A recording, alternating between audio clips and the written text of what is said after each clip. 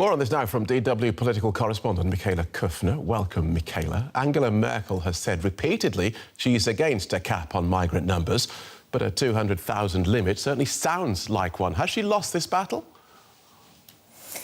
Well, the key reason why these talks took place until late into the night last night was actually to make it impossible for journalists or commentators or analysts to identify a clear loser or a clear winner here. This was a face-saving exercise for both Angela Merkel and the leader of her sister party, Horst Seehofer, who both got a bit of what they wanted, but at the same time didn't get exactly what they wanted. And that's why the word upper limit was pretty much carefully avoided here. The number 200,000 is now floating around, is now agreed upon, but there are many, many exceptions, which also, of course, saw the German Chancellor say that the person who comes after that limit is reached and claims asylum would also get a due process there on the asylum front. So, yes, she had to give a bit, but it's much, much trickier for Horst Seehofer, the leader of the CSU there, who will have to fight for re-election if he remains party leader next year.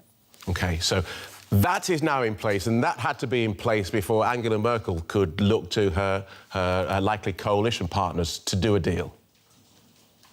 Absolutely. I mean, she is due to sit down with the Free Democrats and also with the Greens over the coming weeks, and it could take months to reach a coalition here, what would then be known as a Jamaica coalition. That's because the colours of the Jamaican flag would be identical with the colours of those parties, black, yellow and green. And this certainly is not as much fun as it sounds.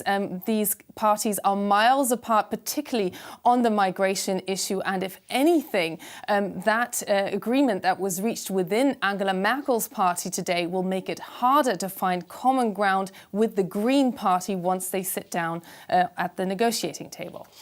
So migration policy is splitting the political parties, but it's also one of the reasons that Angela Merkel's CSU lost so many votes in the election 2 weeks ago. Is this likely to bring those voters back? Well, for Angela Merkel, in a way, it doesn't matter for now, because the next elections she would have to fight are 4 years down the line. It matters a lot more for Horst Seehofer, the leader of the CSU sister party in Bavaria. There are elections there next year. The CSU has really felt severe pain, with many voters leaving for the AfD, and the CSU trying to clinch back those voters. Clearly, both leaders are now signalling that 2015, that crisis could not repeat itself. That's something the Chancellor has said in the past. But if there was another humanitarian emergency, there could be an exception. So let's wait for regional elections in Lower Saxony coming up next weekend, and we might get a clear indication there. Michaela Kufner, thank you.